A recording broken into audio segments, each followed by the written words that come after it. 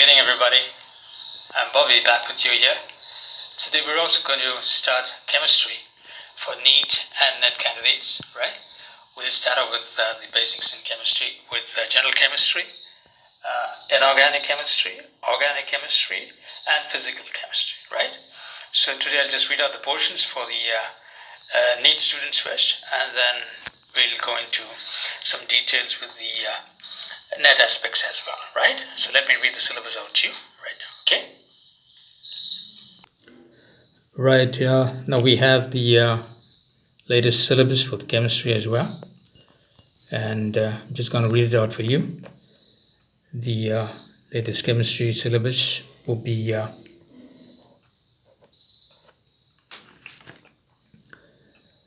so just read out the overall synopsis. The Medical Council of India, MCI, recommended the following syllabus for national eligibility cum entrance tests for admission to MBBS and BDS courses across the country after review of various state syllabi, as well as those prepared by CBSE, NCERT, and COBSE. This is to establish uniformity across the country, keeping in view the relevance of different areas in medical education. Serial number 1 would be for class 11 would be some basic concepts of chemistry. 2 would be structure of atom, classification of elements, and periodicity and properties number 3. Chemical bonding and molecular structure number 4, states of matter, gases and liquids number 5. 6 would be thermodynamics. 7 would be equilibrium. 8 would be redox reactions.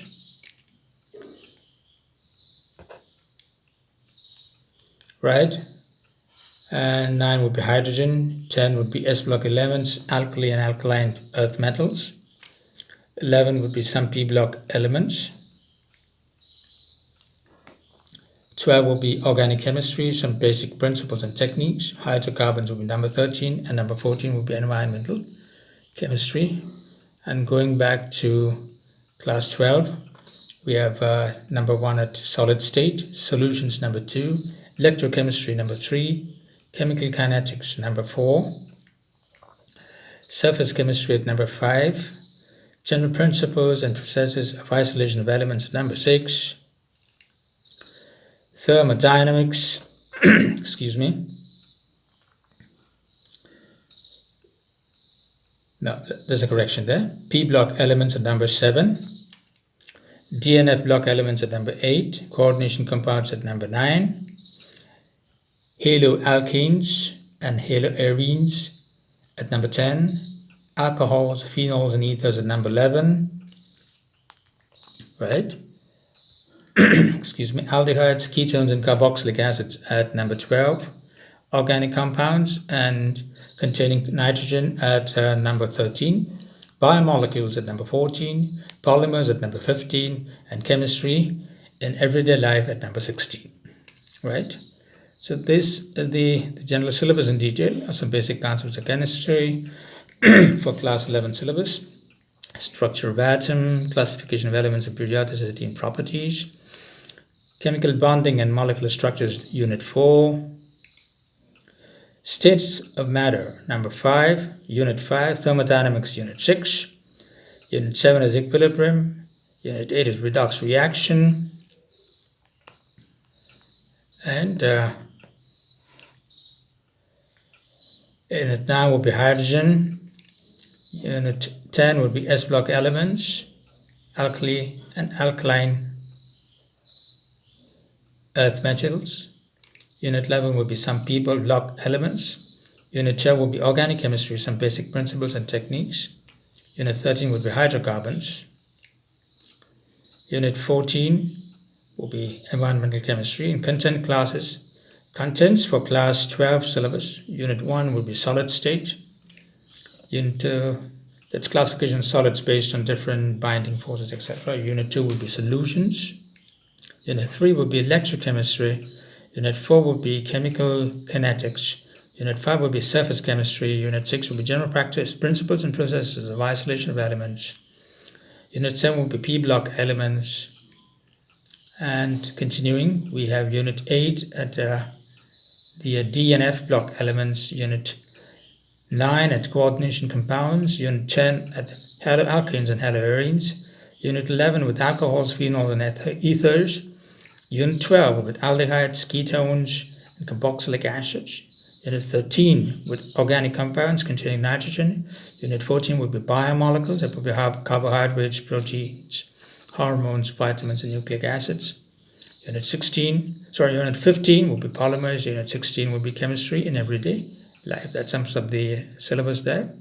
Just a general idea of the weightage from Neet exam to 2022. Just showing you a general idea, right? You can just have a look at it. This is for class 11 and this is for class 12, right? And your trend analysis of various colleges and chemistry along the not colleges, the subjects of chemistry along very many years from 2010 till 2022, right? And these are the top 50 medical institutes in the countries as per NIR, that's the National Institution Ranking Framework, 2022, right?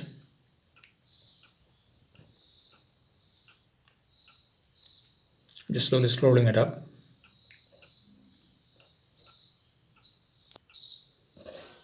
Right.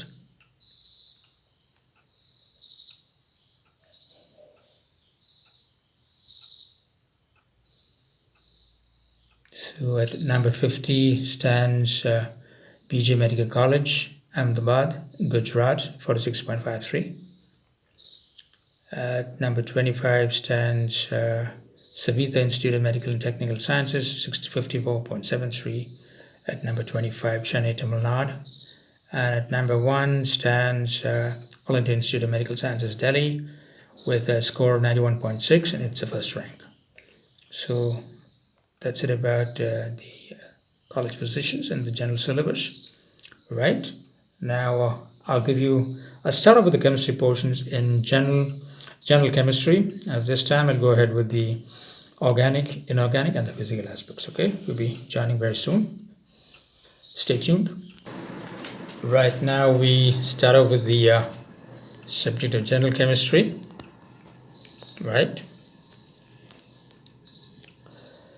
it's the homepage. Well, just to give you a synopsis, the basic idea of the topics in general chemistry would be basic concepts in chemistry, atomic structure, periodic table chart with names and atomic numbers of elements, chemical bonding and states of matter with stoichiometry. The next part would be basic concepts in chemistry. If new to chemistry, you can start the journey here with the word of chemistry from here. If quite important to know the basic concept before going into the details. We have the elements and compounds, then you have the atomic structure. Study of chemistry will be starting with learning of structure of atoms and electronic configuration. You have the following links to know the details of the arrangement of electrons, to correlate them with the chemical properties of that atom, which is the constitution of atoms. So you have subatomic particles, early atomic particles. And the next will be the nature of light, Planck's quantum theory, types of spectra, hydrogen atomic spectrum, quantum numbers, and the modern long form of the periodic table was constructed by Niels Bohr based on the modern periodic law proposed by Moseley. We can just move through the following links to find more. Long form of the modern periodic table. atomic radius, ionization energy. Next will be chemical bonding. As all the atoms except those of inert gases participate readily in the formation of chemical bonding, it is important to understand the formation and nature of chemical bonds to arrive at the structure of molecules, so study the interactions between them and to understand the chemical reactivity. We need to read more at chemical bonding, introduction, ionic bond, covalent bond, the Lewis dot model, VSEPR theory, valence bond theory, VBT, and hybridization, illustrations, Fagens's rules, and hydrogen bonding. States of matter.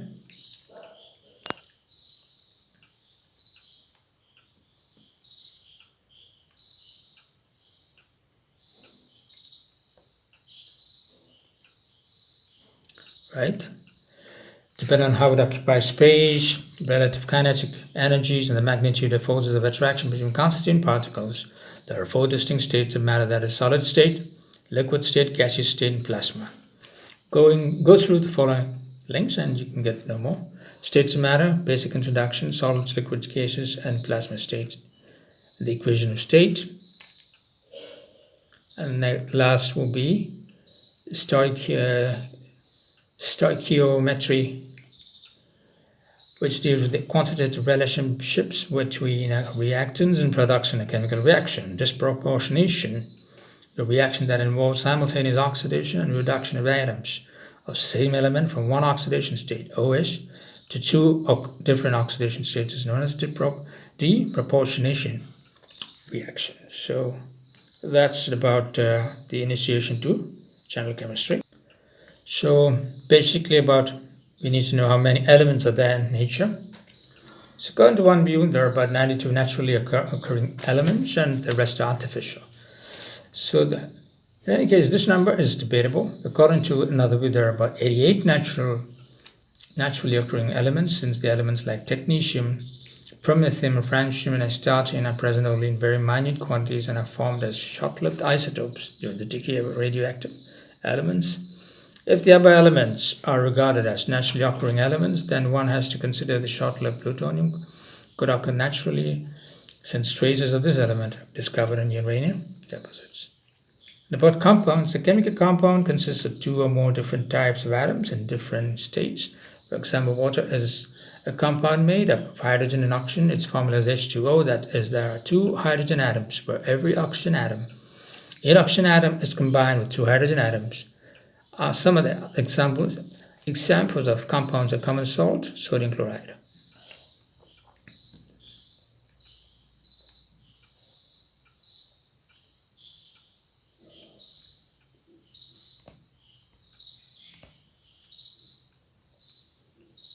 Right? And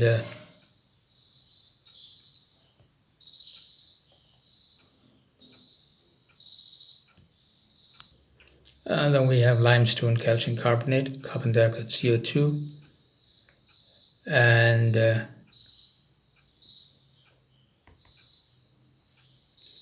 glucose, C6H12O6. There is a subtle difference between these mixtures and compounds. For example, a few atoms of helium and neon in a container is a mixture. These atoms are not in the chemically combined state.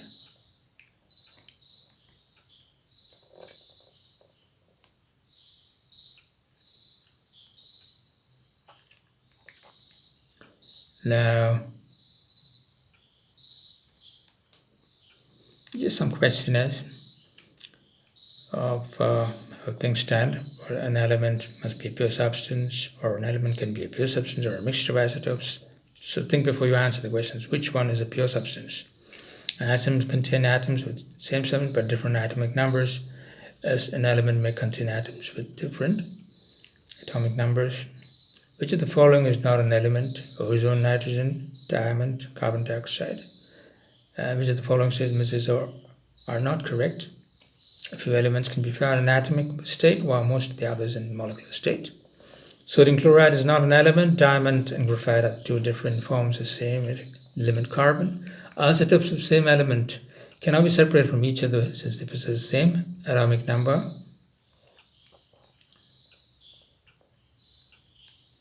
Now, before we need to explore the potential of extraterrestrial life too. Well, understanding elements enables us to unravel the mysteries of the cosmos and deepen our understanding of the universe. But now, a compound as this, a substance composed of two or more different elements chemically bonded together in fixed proportions. A usual question.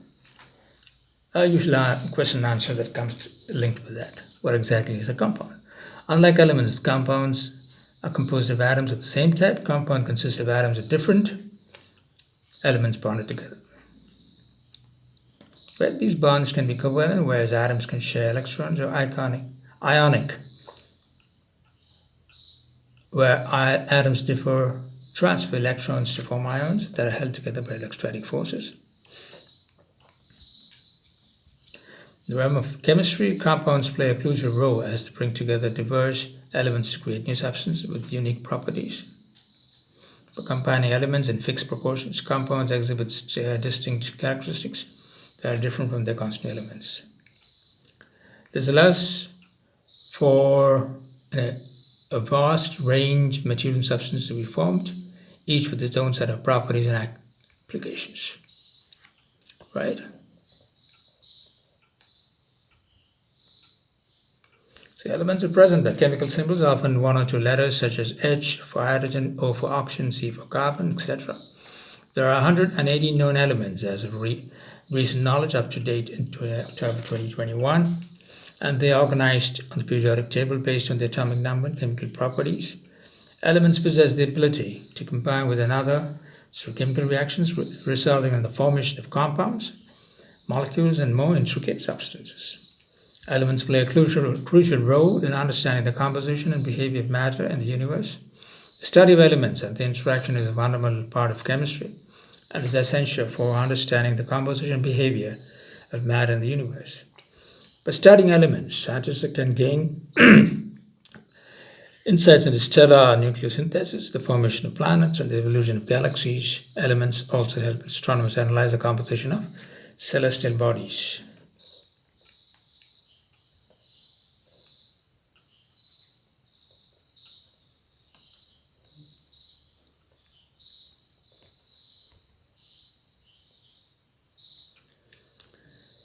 The journey of understanding elements is like a historical adventure too. And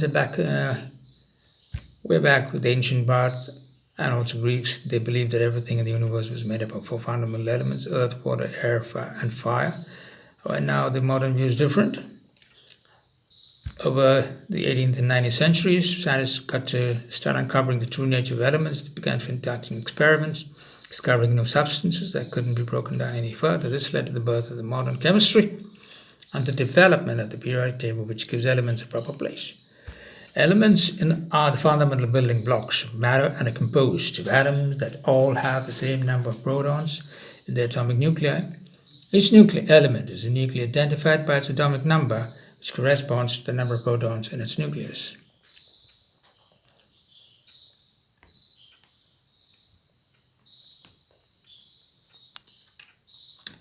In the realm of chemistry and the periodic table, an element refers to a substance that cannot be broken down into simpler substances through ordinary chemical means. So an element is like the DNA of chemistry.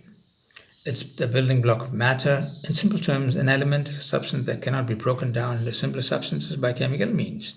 Every element has its own unique set of properties and characteristics that distinguish it from others. Think of elements as the different flavors the chemical world, each with its own distinct taste.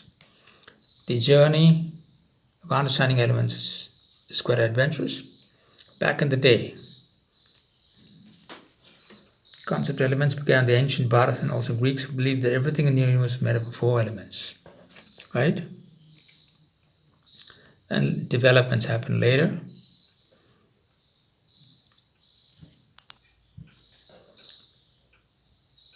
The nucleus contributes to, if you see here, subatomic particles. The next version: protons, neutrons, and electrons are known as subatomic particles. Protons and neutrons are found at the tiny central part of the atom called nucleus and hence are collectively called as nucleons. The nucleus contributes most of the mass to atom. It is positively charged due to the presence of protons, whereas negatively charged electrons are found revolving around the nucleus.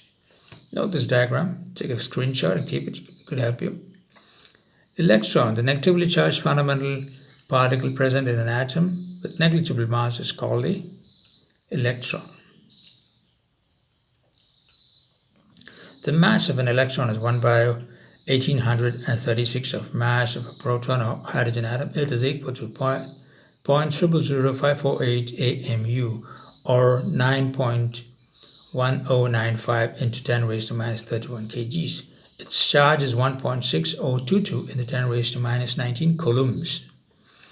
Discovery of the electrons. Sir William Crookes designed a cathode ray tube, discharge tube. This is made up of a sealed glass tube with a specific gas and consists of two metallic electrodes, that is a cathode and an anode at the opposite ends, which are connected to a high voltage source of electricity.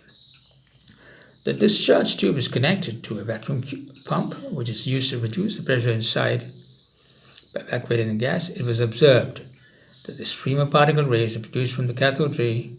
Applying high voltage at reduced pressure, these are known as cathode rays. The particles of the rays are negatively charged and known as electrons.